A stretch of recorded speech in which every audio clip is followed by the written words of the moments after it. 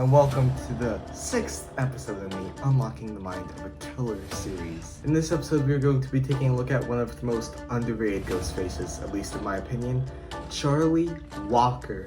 Now, Charlie Walker was the president of Cinema Club in Woodsboro High, and he was a horror fanatic, sort of like Randy, except he's, Ghostface. And Charlie had some of the most brutal Ghostface kills. I mean, he did that one kill where he popped out of the closet and then he just tore that girl open. I mean, you saw her intestines hanging out for like a split second, and that was disgusting. He is a very brutal Ghostface, and I think the reason he's so brutal is because he's watched so many movies. I mean, in the third act, he literally says,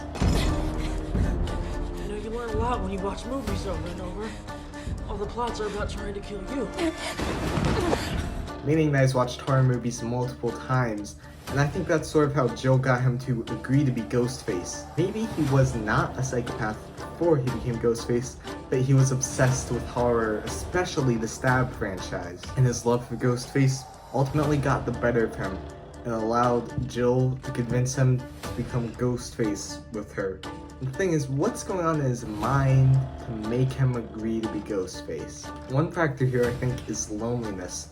I mean, it's mentioned that he has been wanting to be with Kirby for 4 years, and she never noticed him until 4th year, and I'm telling you, that level of loneliness must have been devastating. I think he was sort of fed up with not being noticed by Kirby.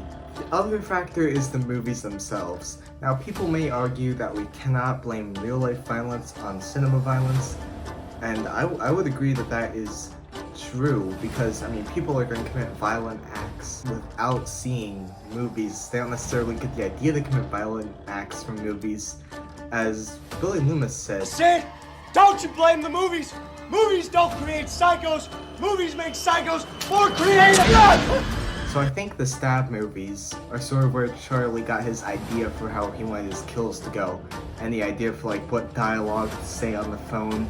I mean, he already said he's watched them multiple times. I mean, I think even before Jill approached him to convince him to be Ghostface with her, I think a part of his mind always wanted to be Ghostface, because I mean, he's a Stab fanatic, and I can imagine that after watching those movies so many times, the idea of being Ghostface must have seemed attractive to him, because Ghostface isn't just like normal serial killers. I mean, Ghostface's signature move is to harass the victim on the phone to the point they're crying, so they're basically traumatized and shook up and don't know how to fight when it comes to take their life.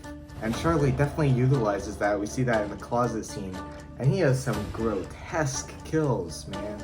Another interesting thing about him is in the third act, I don't think he wanted to kill Kirby. I mean, he finally got with her after all these years, and you can see that he looks frustrated when he walks away. Like, he doesn't want to kill her anymore because she finally noticed him.